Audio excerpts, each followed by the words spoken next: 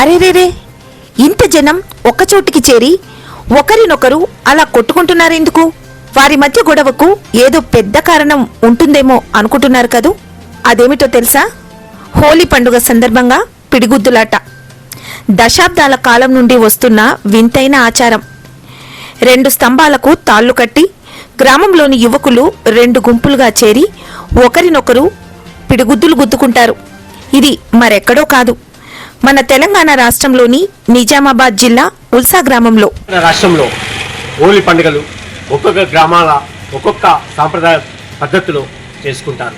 అయితే దీంట్లో ఒక గమ్మత్తైన విషయం ఏంటంటే, నిజామాబాద్ జిల్లా సాలూరా మండలం ఉల్సా గ్రామంలో దశాబ్దాల కాలంగా హోలీ పండుగ మరుసటి రోజు పిడిగుద్దుల ఆట నిర్వహిస్తారు.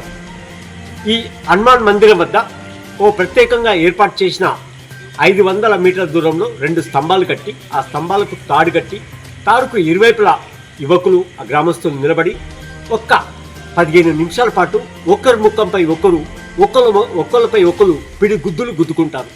ఇది పోలీసుల సమక్షంలోనే కొనసాగుతుంది. గతంలో పోలీసులు దీన్ని అభ్యంతరం తెలిపారు.